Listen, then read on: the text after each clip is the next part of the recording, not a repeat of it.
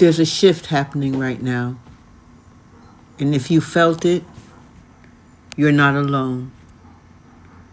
For the last 10 years, we were told that to build anything meaningful, a business, a personal brand, a life, you had to document every single step. Show the 5 a.m. routine. Post the raw footage of your wins, your breakdowns, your breakfast, your entire identity. If it didn't happen on camera, did it even happen? But recently, the smartest, most successful, and honestly the happiest people in the room started doing the exact opposite. They went quiet. Not because they failed, and not because they quit, but because they realized that a constant exposure is the fastest way to dilute your power. We've officially entered the quiet confidence era. Today we're talking about why high performers are pulling back from the online noise, why privacy is becoming the ultimate luxury, and how moving in silence actually gives you an undeniable edge. Before we jump into it, if you love deep dive conversations like this, go ahead and hit that subscribe button below. Drop a comment with your thoughts as we go, and check out our latest drop in the link below.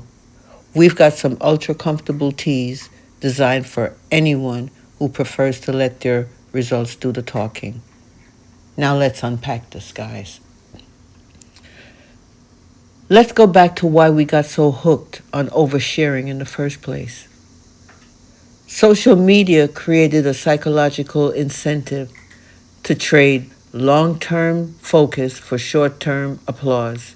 When you have an idea, your brain releases dopamine.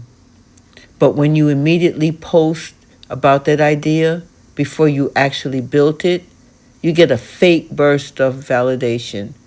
People comment, "So proud of you, can't wait." And your brain registers that applause as if you've already accomplished the goal. It's an illusion, guys. You spent the energy on the announcement, and now you have nothing left for the actual execution. The most successful people realized that this was a trap. They realized that when you broadcast every move in real time, you aren't just letting friends in. You're inviting external opinions, noise, and projection into the precise stage of a project where it needs protection. Quiet confidence is recognizing that your goals don't need a public witness to be valid. Now, I want to clarify something. Staying quiet isn't about hiding, and it isn't about fear.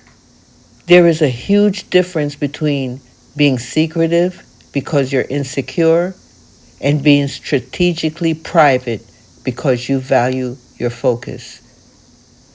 Think about how real influence works. The loudest person in the room is rarely the most powerful. When you look at high-level founders, elite creatives, and people building multi-generational wealth or deep personal peace, they aren't spending 3 hours a day editing stories or defending themselves in comment sections. They protect 3 specific areas of their life.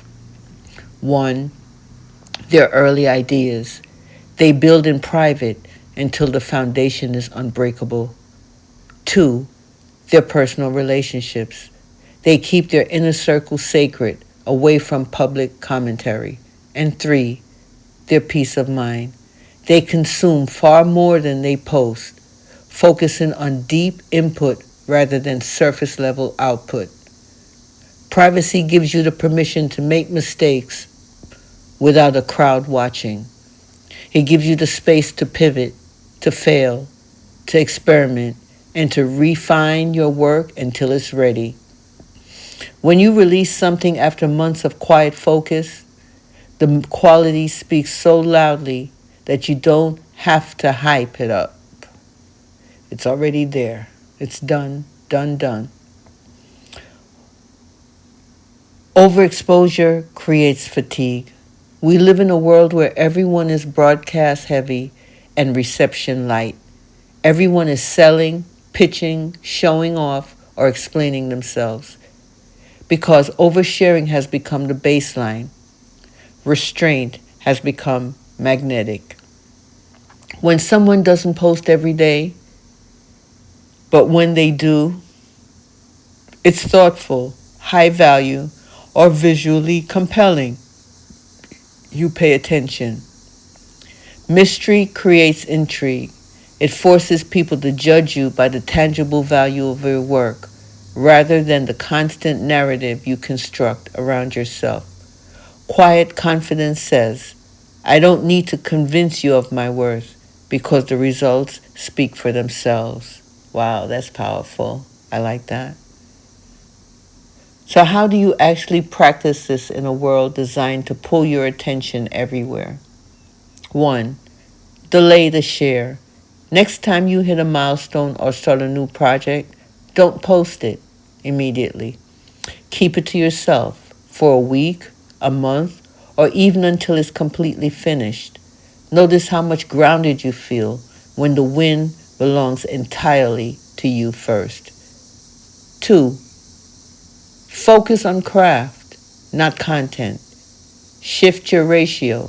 Spend 90% of your effort honing your skills, building your business, or living your actual life, and 10% on presenting it. 3. Edit your inputs. Quiet confidence requires a quiet mind. If your feed is full of outrage, lifestyle flexing, and performative productivity, your standards get warped. Curate what you consume with extreme discipline. At the end of the day, true success doesn't need to make a scene. The quiet confidence era isn't about pulling back from the world.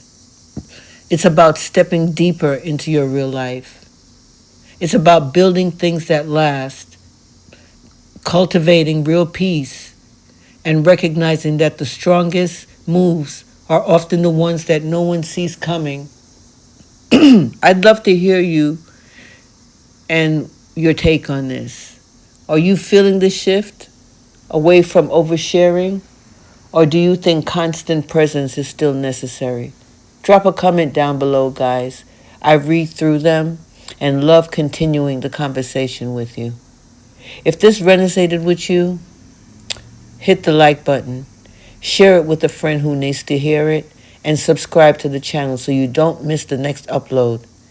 And if you want to support the channel while repping that mindset, check out our exclusive apparel collection link below in the description. We just released our new heavyweight tees, clean, understated designs made with premium quality, perfect for everyday wear. Grab yours down below while your size is in stock. And thank you for spending this time with me this evening. Keep building. Keep moving in silence, and I'll see you in the next episode. Namaste.